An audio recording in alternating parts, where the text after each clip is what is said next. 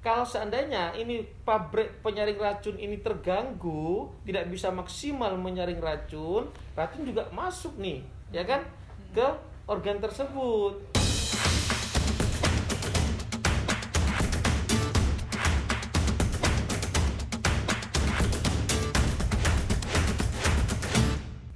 Assalamualaikum warahmatullahi wabarakatuh. Waalaikumsalam. Salam sejahtera untuk kita semua. Apa kabar para kopiar hari ini?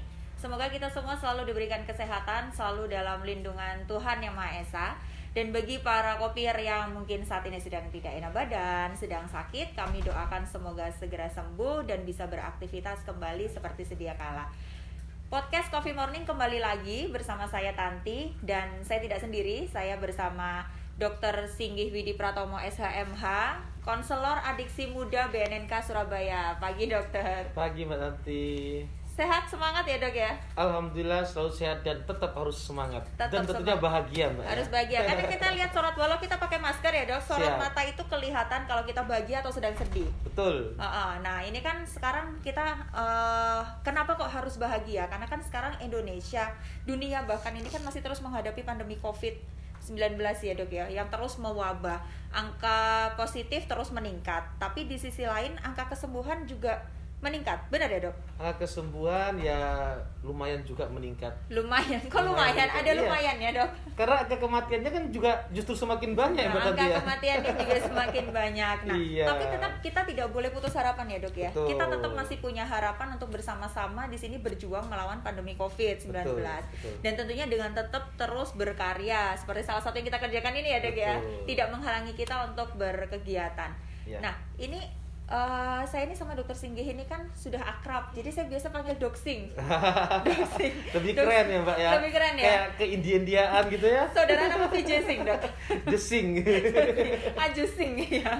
Nah ini kita Jawa Timurnya ada di posisi 3 peringkat ketiga Jawa Timur setelah dari DKI Jakarta, Jawa Barat dan Jawa Timur dengan positivity rate antara berapa dok? 7-9% betul ya dok ya? Betul ya segitu. Nah ini sekarang juga kita ada di era yang sepertinya kayak 1 tahun yang lalu sih dok saya ngerasanya, karena kan sekarang kita ada di masa PPKM, Betul. pemberlakuan pembatasan kegiatan masyarakat. Jadi saya kayak ngerasa setahun yang lalu ada PSBB, pembatasan sosial berskala besar. Nah ini kok bisa ada yang seperti ini lagi, padahal kurvanya sempat melandai kok tinggi lagi nih, menurut dokter gimana dok? Artinya dengan situasi saat ini bahwa COVID masih ada.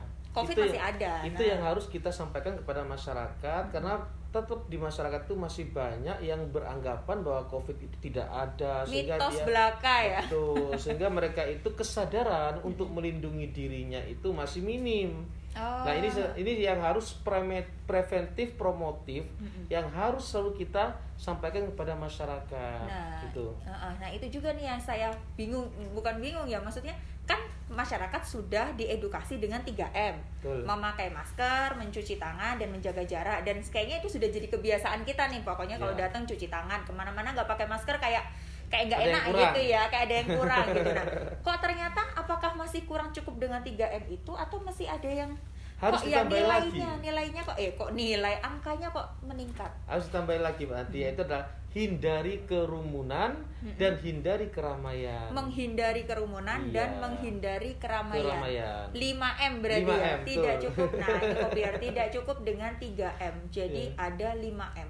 Menghindari kerumunan dan menghindari keramaian. Nah Betul. itu yang kayaknya nggak kita hindari yang waktu long weekend kemarin ya. Ya karena kita makhluk sosial Mbak Tanti ya. Kita sebagai manusia dikodratkan hidup bersosial, hidup bersama-sama. Nah dengan adanya wabah saat ini, mau nggak mau kita kan harus membatasi diri, membatasi jarak. Nah itu kan memang ini sebuah proses yang harus kita secara bersama-sama. Tujuannya itu adalah untuk menanggulangi wabah itu. Gak enak ya, apalagi orang Surabaya ya dok ya. Betul. Sukanya apa dok? Nyangkruk Warung gitu ya, kopi, warkop ya, nyangkruk iya. gitu kan. Jadi kayak kalau dibatasin nggak nongkrong, nggak nyangkruk tuh nggak enak gitu ya. Apalagi itu, dengan sejuta warung kopi, di mana pun ada warung kopi. di mana ya? Selisih berapa meter warung kopi, selisih berapa meter warung Dan kopi. selalu rame. Gitu ya. Dan selalu rame, apalagi kalau yang Nah ini yang jomblo-jomblo juga kan akhirnya Betul. nggak punya waktu ya untuk cari.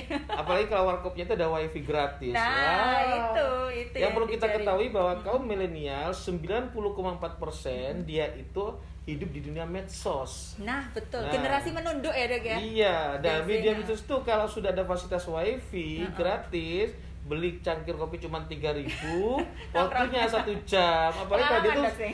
sambil main game online. Pengalaman pribadi. Pengalaman pribadi 2 jam ya Dok ya, kurang ya kalau 2 jam. Kurang. Ya, nah ini tadi juga nah seperti itu ya, COVID ini bukan mitos, masih ada. Nah, kemudian bagaimana cara kita sudah 3M, sudah 5M tapi kok ya kadang kan kita mikir kok aku sudah mencuci tangan loh, aku sudah ini loh, tapi kok aku masih ada resiko bisa kena, itu kayak gimana ya Dok? Karena virus nggak bisa terlihat Mbak Tanti. Virus tidak bisa Tidak bisa terlihat. Ukurannya berapa? Ukurannya nanomikrometer, kecil sekali. Itu kita pun nanomikrometer. betul. Oke. Yang kita lakukan selama ini adalah merupakan sebuah upaya untuk menghindari terpapar dengan COVID-19. Tetapi kita tidak bisa memastikan kita pasti harus ini sudah terhindar, belum tentu juga. Karena itu upaya-upaya yang kita sosialisasikan 3M, 5M dan sejenisnya itu adalah upaya supaya kita tuh bisa terhindar. Memang ada banyak penelitian nanti virus ini akan kalah dengan kita apabila 85% dari penduduk di dunia atau di Indonesia ini sudah terpapar semua sehingga semuanya kebal. Itu ada beberapa pendapat para ahli yang mengatakan seperti itu. Tapi ya masa harus 85% kena Iya, semua kan ya. Ya jangan kan, kita berupaya kan supaya tetap sehat ya. Sehat. Caranya adalah meningkatkan imunitas itu. Nah, karena apa?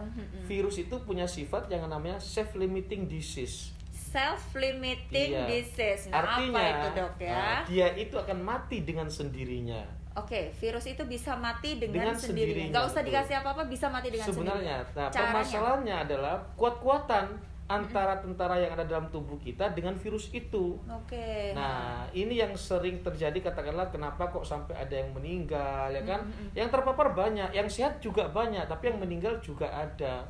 Yang meninggal itu karena apa? Ya, karena imunitas tubuhnya, tentara yang ada dalam tubuhnya itu dalam melawan serangan virus itu kalah. Kasarannya bahasa umumnya seperti itu ya Mbak ya. Nah, adapun yang katakanlah sudah dianggap sudah negatif, virusnya sudah tidak ada, tetapi sudah terjadi kerusakan organ dalam tubuhnya, itu juga bisa mengakibatkan kematian. Oke. Nah berarti caranya dengan apa? Meningkatkan imunitas tubuh dengan minum vitamin, betul, olahraga, pola hidup sehat, makan yang bergizi, dan tentunya bahagia. Bahagia, poinnya itu harus bahagia. Stres pergi stres ya. Kita harus selalu tersenyum, ya kan? Bahagia, tidak ada banyak beban pikiran, sehingga organ-organ dalam tubuh kita ini bekerja sebagaimana normalnya. Nah, sirkulasi manajemen kehidupan ya Mbak ya, artinya sirkulasi kehidupan, kita tahu bahwa dalam hidup sehari ini ada 24 jam. Betul. 24 jam itu diapakan? 8 jam bekerja, 8 jam santuy, ya kan? Santuy kayak dipantui. Ya, 8 jam itu istirahat. Nah, karena itu di dalam Undang-Undang Tenaga Kerja Mbak Tanti, itu maksimal orang kerja 8 jam. Lebih dari 8 jam dia itu kena kompensasi lembur dan biayanya itu jauh lebih mahal. Semakin lama dia ngelembur, semakin banyak fee yang dia dapatkan. Ya karena sudah melebihi jamnya itu. Betul. Jam Karena aturan tubuh betul, ya. kemampuan manusia itu bekerja maksimal 8 jam. Kalau seandainya dia itu di over terus, secara otomatis sistem dalam organ dalam tubuh kita itu juga diporsir. Lama-kelamaan juga capek kan? Berarti benar ya Dok, kalau ada orang pulang tenggo ya, tenggo itu jam 4 langsung go cabut. Sebenarnya itu seperti malah itu. Bener ya Dok? Iya, karena memang sudah diatur, ya kan? Itu ya, disesuaikan dengan porsi kemampuan manusia. Itu yang harus kita sampaikan kepada para pekerja, ya kan, dan juga kepada bos-bos supaya nah itu Dok sih masalahnya. Sehingga paham bos-bos ya. Semoga ini ada bos-bos ya. Artinya apa?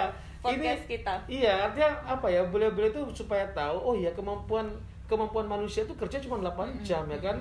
Nah, dengan adanya lembur, kelamaan di kantor, fisik juga terganggu, keharmonisan keluarga juga terganggu. Kamu di kantor pulang-pulang gitu. Akhirnya stres, tidak bahagia, imun menurun. Nyampe rumah bukannya bahagia, malah pertengkaran yang terjadi. Malah stres. Perhatian anak-anak juga berkurang. Itu Nah, jadi rantainya seperti itu. panjang.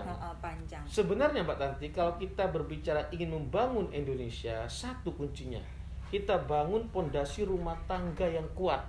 Rumah tangga Itu. yang kuat. Kalau setiap rumah tangga ini kuat dalam bidang apa? Kuat dalam bidang agama tentunya kan, pendidikan, ekonomi, sosial, budaya. Setiap rumah tangga itu mandiri ya kan, tidak ada yang bermasalah. Maka dengan sendirinya Indonesia itu akan bisa jadi negara maju. Oke, keluarga itu Gitu. sudah kuat ya, Sudah terutama kuat. bagaimana kalau setiap keluarga itu kan pasti ada penerus, pasti ada anak. Bagaimana Betul. dia, tentu saja kan ini sesuai dengan tema kali ini kan ada kita dampak penyalahgunaan narkoba di masa pandemi. Betul. Nah, bagaimana juga menjaga anak-anak generasi muda ini supaya tidak sampai terpengaruh ke narkoba. Betul ya. Nah, kayak gitu. Nah, kalau kaitannya dengan penyalahgunaan narkoba, Doksing ya, kan kita tahu bagaimana sih bahwa pecandu narkoba itu akan memiliki dampak-dampak negatifnya. Nah, ini Ya. bisa disambungkan atau bisa diceritakan apakah penyalahgunaan narkoba ini nanti terkait dengan imun di era pandemi ini bagaimana nanti dampaknya kalau sudah menyalahgunakan narkoba? Ya, jadi yang perlu kita ketahui semua kepada teman-teman yang pemirsa di rumah, kita tahu bahwa definisi dulu penyalahgunaan narkotika itu apa sih? Narkotika itu adalah zat ya kan atau obat baik alami semi sintetis maupun sintetis yang bisa mengakibatkan penurunan kesadaran. Oke. Nah, bahkan bisa halusinasi. Nah, kalau sudah berbicara penurunan kesadaran, halusinasi, berarti apa yang diserang? Yaitu adalah organ otak. Nah, yang perlu kita ketahui bersama bahwa ada dua organ vital dalam hidup manusia, yaitu adalah otak dan jantung. Kalau otaknya rusak, jantungnya berhenti, selesailah sudah kehidupan Habis ini. ya. Kan gitu, Mbak. Habis ya, sudah gitu ya. Gitu ya. Nah, karena itu terus dilanjutkan. Nah, kalau otak itu kan ada sistem saraf pusat, sistem saraf tepi dan sebagainya ya kan. Nah, otak itu adalah pemicu kehidupan. Mereka yang mengatur semua sistem organ dalam tubuh kita. Nah, apabila dia katakanlah mengkonsumsi narkotika, sistem saraf pusatnya terganggu, otaknya terganggu, secara otomatis organ-organ tubuh kita itu juga terganggu. Otomatis ya. Otomatis. Lah, karena kerjanya karena pusatnya dari otak. sudah terganggu kan, rusak karena narkotika itu. Nah, terus organ dalam tubuh kita yang sangat berpengaruh terhadap imunitas itu ada dua, Mbak. Yaitu adalah hepar atau hati dan limfa.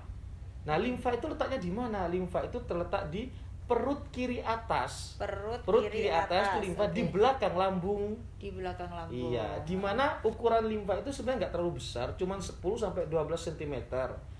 Juga tidak terlalu berat. Beratnya hanya sekitar 250 gram sampai 300 gram. Tetapi yang perlu diketahui bersama bahwa sebenarnya dalam menghadapi pandemi ini adalah organ yang paling penting di sini untuk melawan virus apabila terpapar virus adalah limfa itu. Paling penting itu limfa. Nah, kenapa limfa itu Kerjanya penting? Gimana? Ya kan? Karena apa? Pertama, limfa itu berfungsi untuk menyaring sel-sel darah merah yang rusak. Jadi sel-sel darah merah yang rusak disaring oleh limfa, dibuang, ya kan?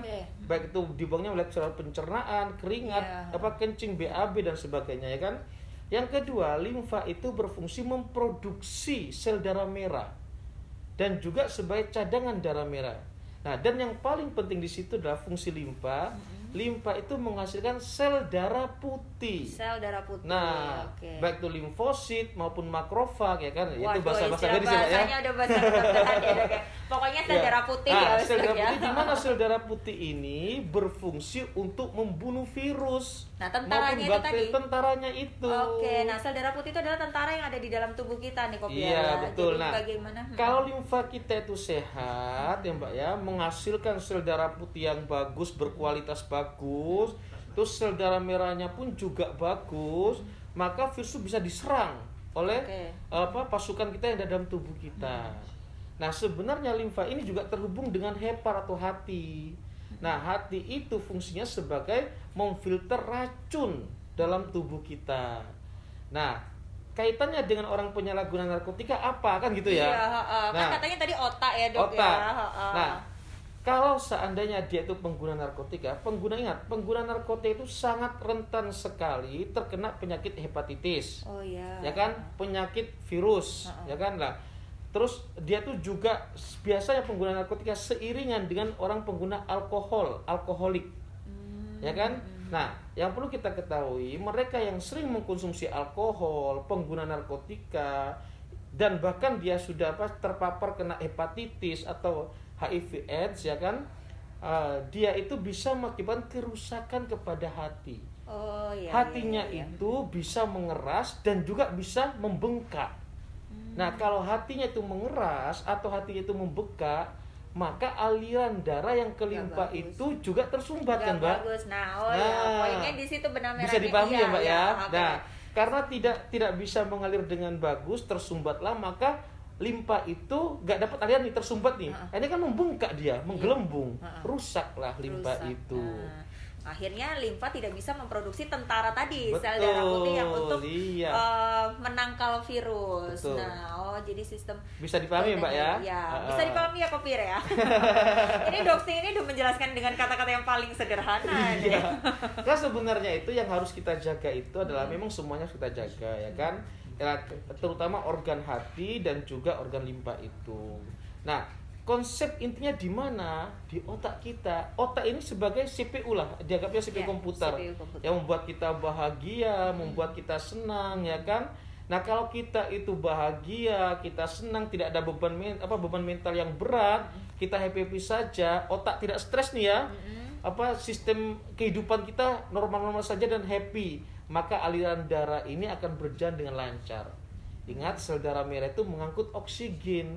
Ya kan, oksigen itu berjalan dengan lancar, ya kan, sehingga organ-organ tubuh kita pun juga bagus. Gitu.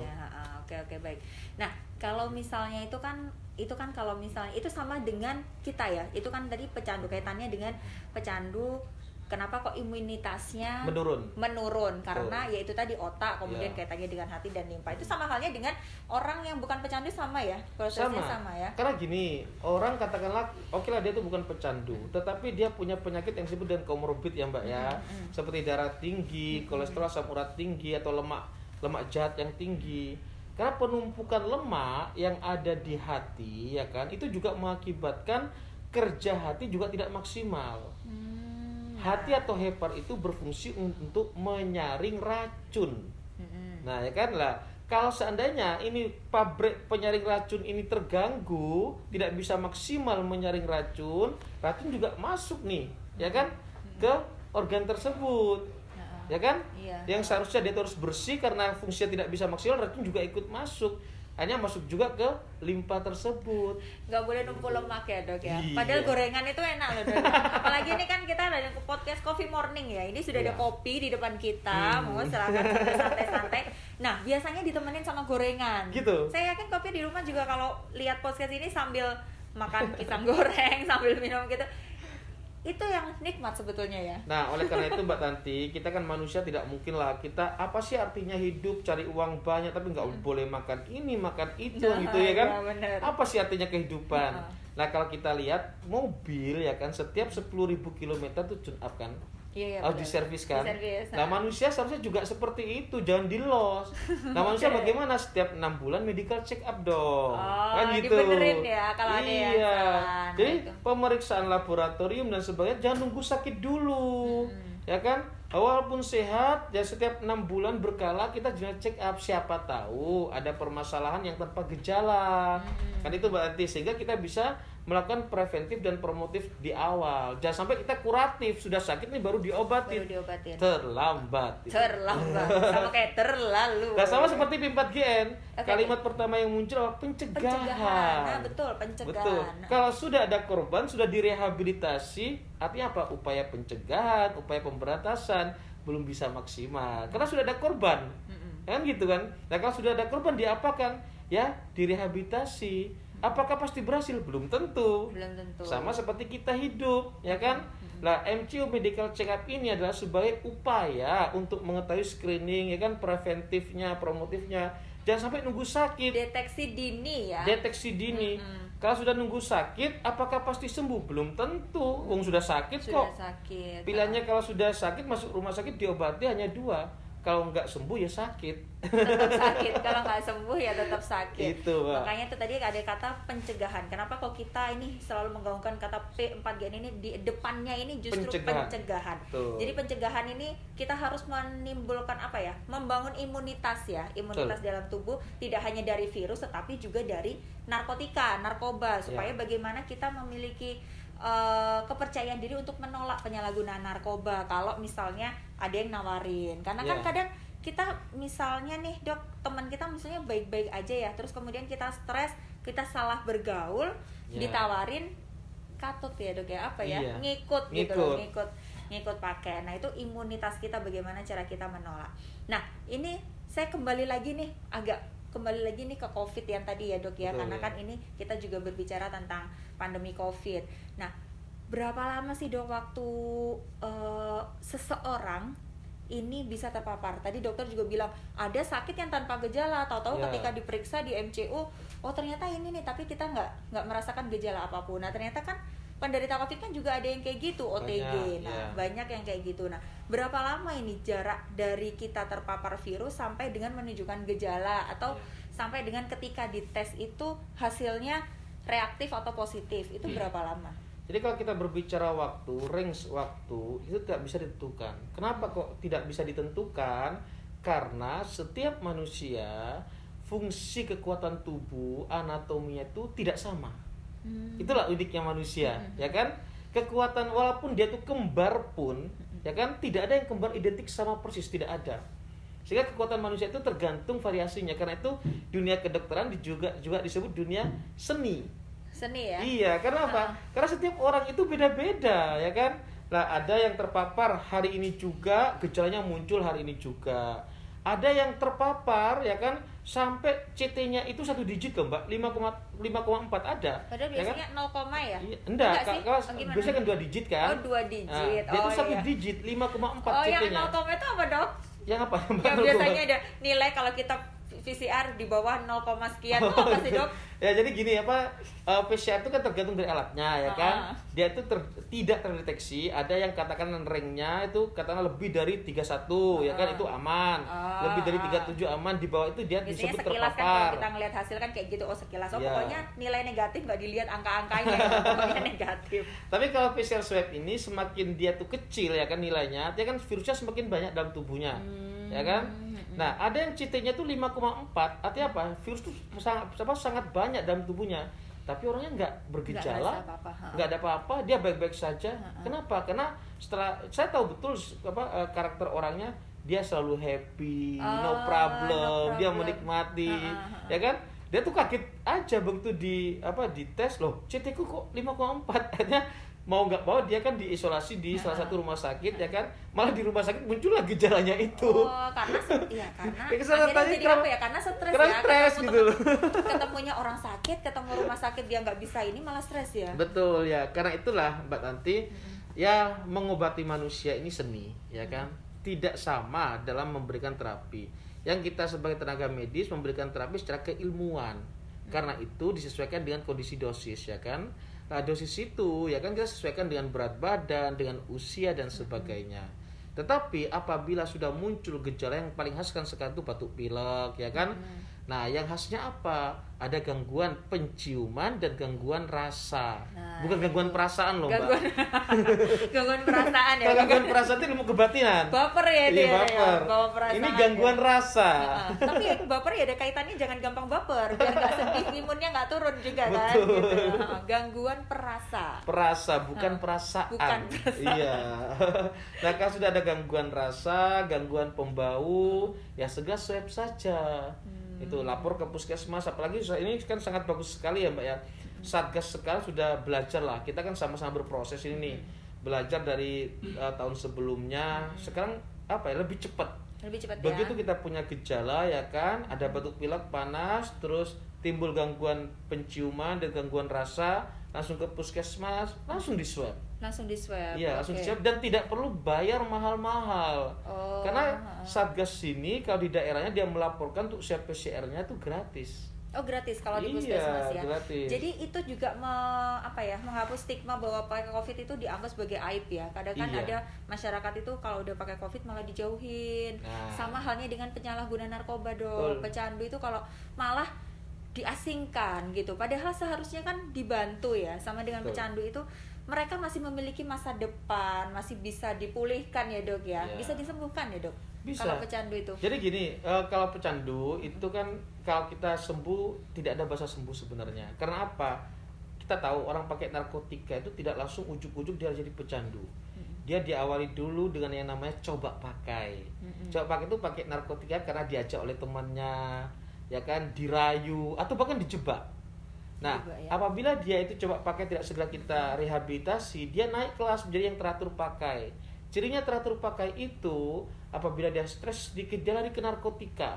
Kenapa? Dia pakai narkotika dia merasa nyaman. Kenapa kok bisa nyaman? Karena orang pakai narkotika itu begitu dia pakai narkotika nih, ada zat memang yang buat dia itu nyaman yang namanya dopamin. Nah, begitu dia pakai narkotika, dopaminnya pada keluar nih, ser. Nah, dopamin ini yang membuat kita itu bisa happy, bisa bahagia, bisa senyum, bisa tertawa. Bahkan tertawanya kepanjangan nih, walaupun lucunya udah selesai gitu kan. Tapi jadi itu kayak dopamin yang nggak natural ya. Betul, yang padahal kan kita instan. bisa kan. Nah, bisa zatnya menghasilkan- narkotika ini Mbak Tanti, ya kan begitu dopamin ini keluar, kan seharusnya harus segera masuk nih, biar tertawanya nggak kepanjangan nih, bahagianya nggak kepanjangan. Tetapi narkotika itu memblok, menutup tempat kembalinya dopamin, sehingga otak ini dibanjiri dopamin. Karena terjadi banjir dopamin dalam otak, itulah yang mengakibatkan kerusakan pada sistem saraf, putus jembatan-jembatan di otak ini, dan itu sifatnya permanen loh Mbak. Udah permanen ya. Nah. Karena nggak ada rumah sakit otak ya dok ya. Ada Oh, rumah sakit bengkel. otak dekatnya Oh, iya. Cawang itu kan. Maksudnya ada bengkel kan, ada bengkel ketok magic. Nah, nggak ada permasalahannya, bengkel. permasalahan sekarang itu tidak ada yang namanya transplantasi otak itu nggak ada. Iya. Siapa yang mau ganti Siapa otaknya? Kan itu lah. Iya. Orang yang teratur pakai ini sekarang nggak direhabilitasi, baru dia naik ke yang namanya adiksi. Nah, definisi adiksi atau pecandu itu apa? Kronis, relapse, brain disease.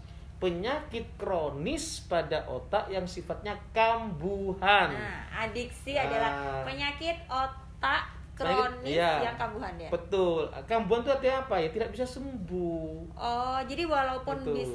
walaupun ada program rehabilitasi, dia Ya. nggak bisa pulih ya, bisa Pulih. lepas, tapi Ya. bisa balik lagi dong ya. Bisa balik. Kenapa? Definisi pulih itu seseorang disebut pulih apabila 3 hal terpenuhi. Apa itu? Yang pertama, dia berhenti tidak pakai narkotika. Yang kedua, dia berfungsi sosial. Yang ketiga, bisa produktif. Nah, bagaimana dengan sistem saraf pusat yang sudah rusak?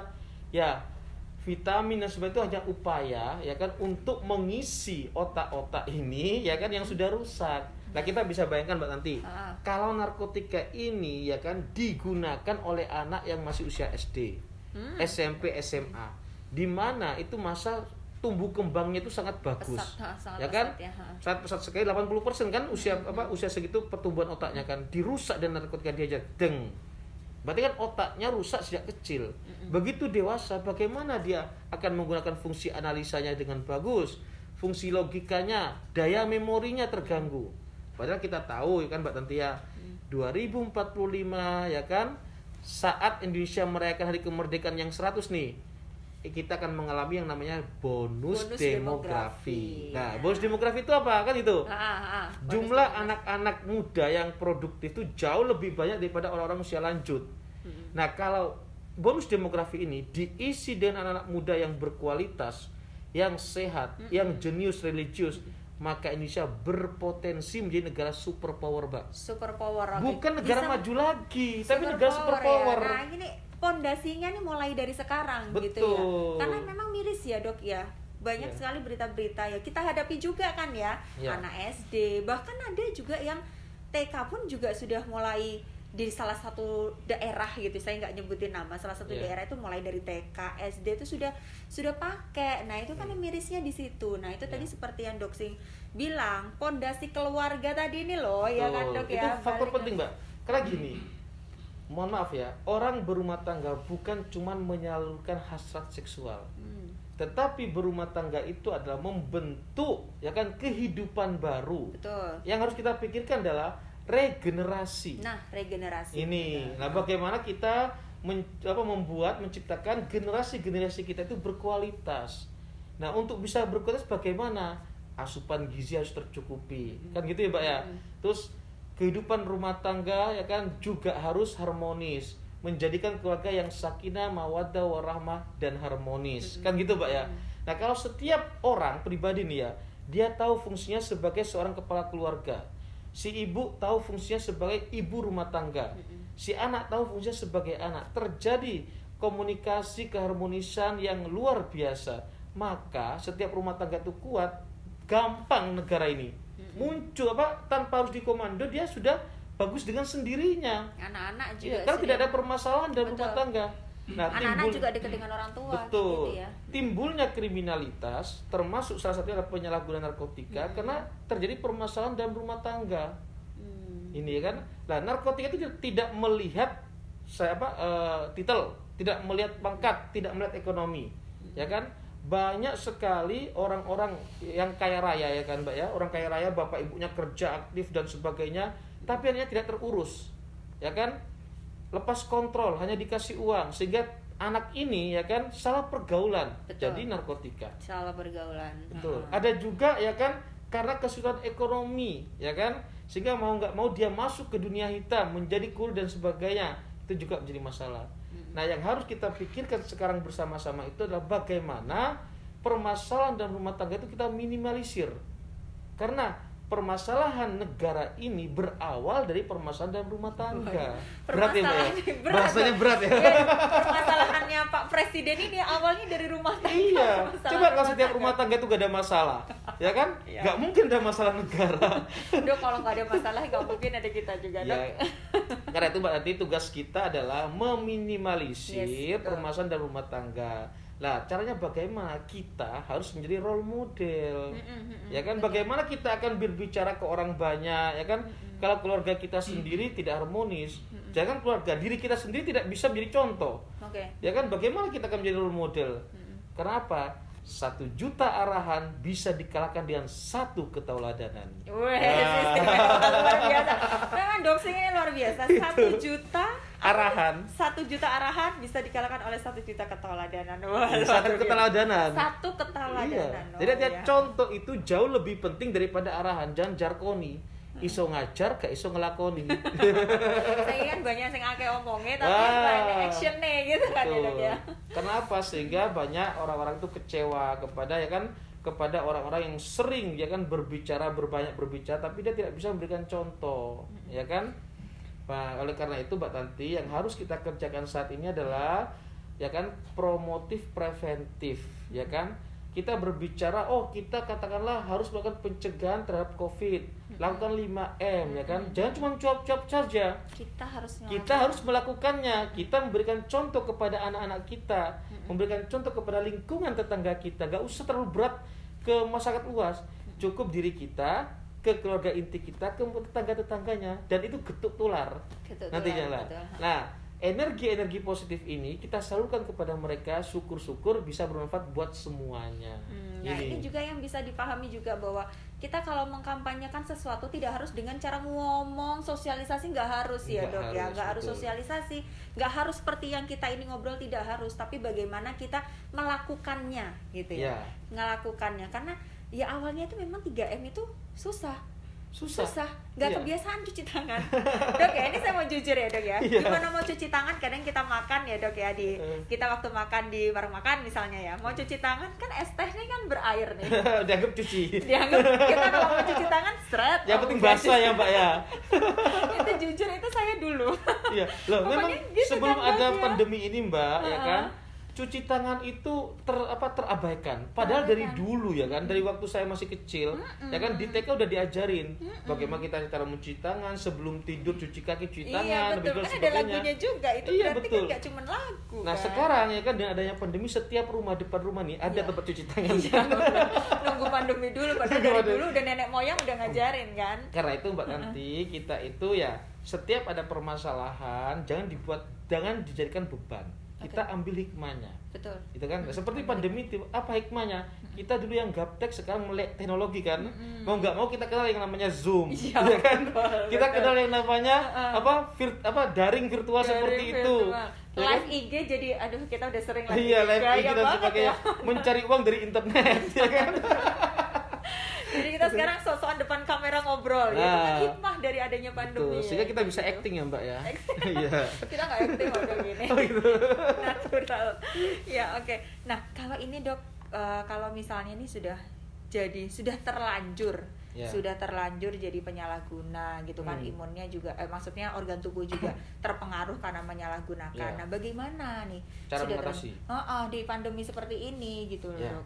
Sebenarnya teman-teman sekalian di rumah, untuk bisa menjaga organ vital tadi ya Mbak ya, kita bagaimana sih caranya supaya hati kita itu sehat, terus limfa kita sehat. Solusinya ya kan? Seperti apa? Karena apa? Ini organ dalam tubuh kita yang harus kita pikirkan. Yang mungkin sebelum acara ini kan teman-teman nggak tahu nih, organ apa sih sebenarnya yang menghasilkan leukosit tentara kita, ternyata limfa kan Mbak ya. Nah sekarang adalah bagaimana caranya limfa ini sehat, aman, ya kan? Caranya adalah pertama, kita harus sering-sering berolahraga. Nah, tujuannya olahraga itu apa? Exercise, ya kan? Mengeluarkan kotoran.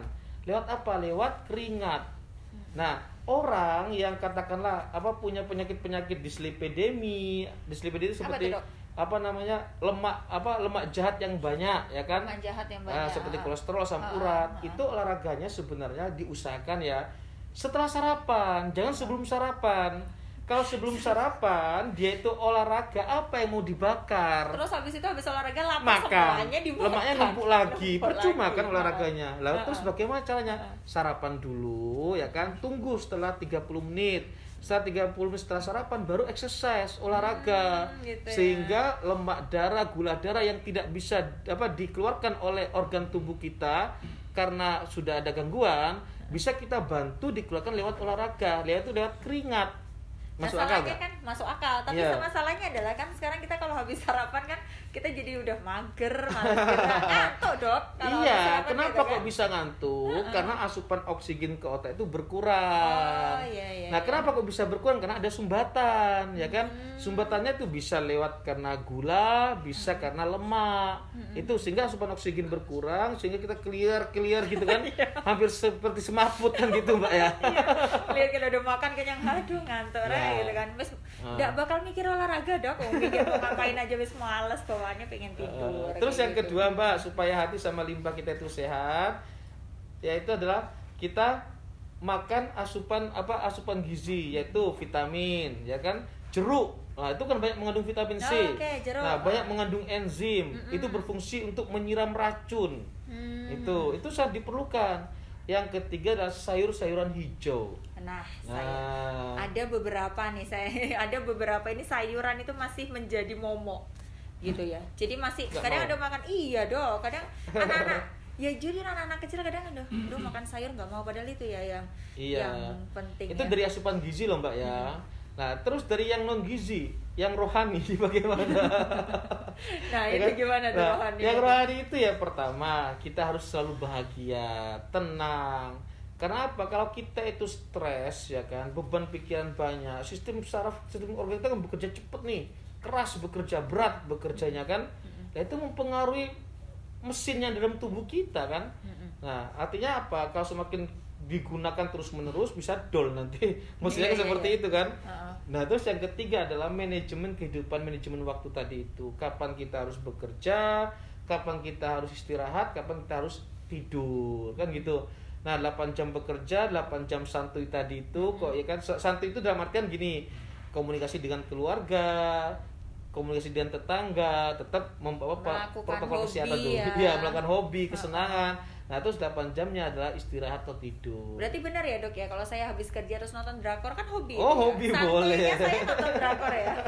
Itu bisa ya. Nah, itu adalah salah solusi ya. Baik, jadi dilakukan untuk yang sudah terlanjur pakai narkotika pun dia bisa dengan seperti itu. Bisa, gitu ya. Oke, jadi organ tubuhnya tetap bisa diajak. Nah, masalahnya itu olahraganya itu tadi.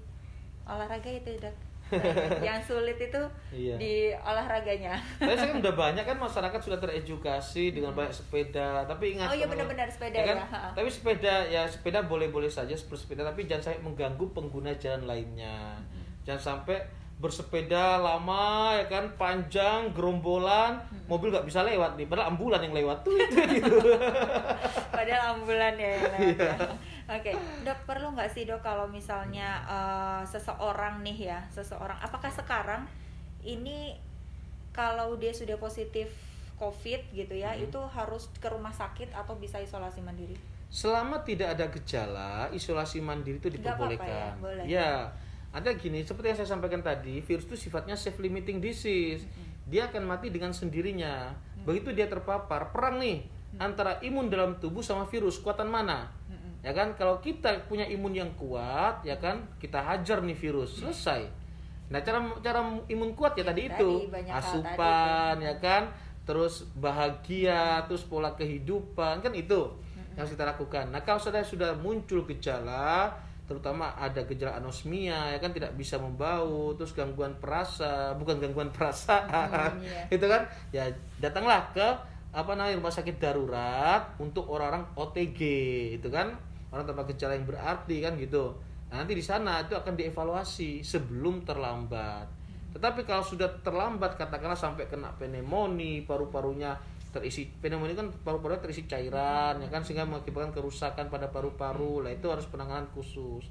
Nah, kebanyakan yang meninggal itu karena apa? Organ-organ vital pernafasan itu terganggu oleh virus tersebut. Itu Mbak Tanti. Oh iya, jadi nggak masalah ya. Nggak masalah. Kalau isolasi mandiri di rumah selama dia masih kuat dan bisa ya. Nah, bisa. Kita sebagai masyarakat pun juga bisa istilahnya membantu mungkin ada tetangga atau itu isolasi mandiri. Sama juga dengan kita sebagai orang ini tidak boleh jadi stop budaya cuek ya Dok ya. Iya. Nggak boleh cuek dengan kondisi sekitar gitu kan. Nah, kaitannya juga nih dengan penyalahgunaan narkoba, karena kan ini BNN juga dokter kan sebagai konselor adiksi. Konselor adiksi. Ya tugasnya saya itu memberikan mengajak orang ngobrol. Ngajak orang ngobrol ya. Perlu juga COVID itu perlu konselor juga kan. Sebetulnya itu konseling tugasnya. Untuk ini ya. Iya benar. Tapi gimana mau konseling ya kan harus via telepon kan sama pasien. Itu dia Dok. Padahal kan enaknya itu kan ngobrol langsung ya. Iya. Nah di BNN sendiri kan kalau misalnya ini treatmentnya apa Dok kalau ada pecandu yang datang ke, sekarang masih nerima ya Dok ya kalau misalnya dia mau datang untuk misalnya saya mau rehab misalnya, itu masih nerima BNN? Kita masih menerima, tapi kalau untuk perawatan langsung, rawat jalan tetap ada prosedur, salah satunya adalah rapid antigen minimal. Itu ya, kita nggak mau bunuh diri kan Mbak. Masa kita konseling katakanlah pakai baju hazmat ya kan, gimana gitu rasanya kan. Daripada kita pakai baju hazmat, konseling lebih baik virtual ya kan, lewat kan HP itu ada lewat WhatsApp ya kan, nggak harus Zoom Mbak kan, cuma face to face kan, cuman emang nggak nyaman, nggak enak Dok, nggak enak memang. Kayak kita rapat ya udah kebiasaan ngobrol langsung, guyon-guyon lewat Zoom nih kayak berasa ngomong sendiri loh. Iya. Ngomong, jadi kayak sekarang nih kita ngobrol sama teman-teman sama kopiar di rumah. Jadi kan tidak ada timbal balik itu nggak enak ya. Jadi lebih enak kan ngobrol, makanya warkop kenapa laris gitu. Betul, kan, karena bisa. Tapi dengan adanya pandemi kan dunia teknologi sekarang kita gunakan semua toh. Yang dulu awalnya cuek-cuek ya kan, fasilitas virtual lah, Zoom ya kan. Kan cuek, hampir nggak. Saya pun ya saya akui Mbak, saya tuh baru tahu ada fasilitas Zoom setelah dipaksa harus ngikutin katakanlah meeting via Zoom dan sebagainya itu kan. Iya benar ya. Terus gitu. Biasanya IG juga cuma buat ini ngelihat-ngelihat kan. Iya. Sekarang juga sudah bisa buat kita saling bertukar informasi. Malah sekarang. Sekarang mall-mall online malah gak karu-karuan kan. Wah itu namanya itu yang menjebak itu Dok. Menjebak banget itu Dok, sih model ibu-ibu kayak saya nih. Tinggal pencet-pencet ini nah. Betul. Tapi itu meningkatkan imun. Betul, meningkatkan imun. Apalagi kalau harganya Rp1 ya kan. Pas jam 12 malam kan. Free ongkir. Free ongkir. Coba carilah hal-hal yang seperti itu ya, meningkatkan imun. Jadi seseorang ini memiliki memiliki ketertarikan, memiliki cara sendiri untuk meningkatkan imun. Salah satunya saya nih suka drakor. Terus kalau Doxing ini mungkin suka belanja online dengan free ongkir dan Rp1 gitu. Jadi carilah teman-teman di sini, kopiar di sini, carilah cara untuk bagaimana kita supaya terus bahagia, bagaimana kita terus supaya bisa melewati ini gitu. Dimulai dari diri sendiri. Kita lihat dari kampanyenya pemerintah juga yang saya lihat di websitenya apa dok, cegah COVID ya, Ya. Satgas COVID itu ada 3 wajib. Iman, aman, dan imun gitu. Jadi iman ini kita harus mendekatkan diri kepada Tuhan Yang Maha Esa gitu kan. Bagaimana sih supaya tidak stres gitu, kita harus berpasrah, betul ya dok ya. Termasuk bagaimana kita juga supaya tidak hanya dari COVID tapi juga dari narkotika. Jadi harus iman. Kemudian aman itu ya tadi dengan 5M. Tadi memakai masker, mencuci tangan, menjaga jarak, menghindari kerumunan, dan menghindari keramaian. Tapi ke mall boleh ya dok ya? Boleh kalau sendirian nggak ada pengunjungnya mbak ya. Terus piye dong? Gimana dong mau belanja gitu? Makan itu boleh ya dok ya? Boleh, Sebentar kalau nggak aja makan ya. malah mati mbak, nanti meninggalnya bukan karena COVID tapi kan nggak makan ya. Kelaparan gitu ya. Nah akhirnya itu jadi bagaimana aman, kemudian imun, meningkatkan imunitas. Nah ketika seseorang sudah menjadi pecandu atau sudah menjadi penyalahguna narkoba, masih bisa survive di masa pandemi ini, tetap dengan meningkatkan imun, makan makanan yang bergizi, tetap berolahraga. Nah seperti itu. Nah kita juga di sini, saya Doxing juga dan kami di sini tetap akan kita bersama-sama memulai dari diri sendiri, mengkampanyekan hidup sehat dan mengkampanyekan gerakan 5M supaya kita terhindar dari COVID-19. Doxing, ada yang lagi yang mau disampaikan, pesan-pesan untuk para kopier di rumah? Yang ingin saya sampaikan kepada teman-teman ya, di rumah, ini agak sedikit berat juga sih mbak. Waduh, ya. jangan berat. Yang perlu kita hayati, yang perlu kita ketahui teman-teman, bahwa kullukum ra'in wa kullukum mas'ulun an ra'iyati. Setiap kamu itu adalah pemimpin, dan setiap pemimpin pasti akan dimintai pertanggungjawaban. Oke. Nah, kalau kita nggak bisa menjadi pemimpin, masih masyarakat banyak, kita menjadi pemimpin buat diri kita sendiri. Diri kita sendiri. Gitu. Oke. Caranya bagaimana? Kita memberikan yang terbaik. Yang terbaik selama kita hidup di dunia ini.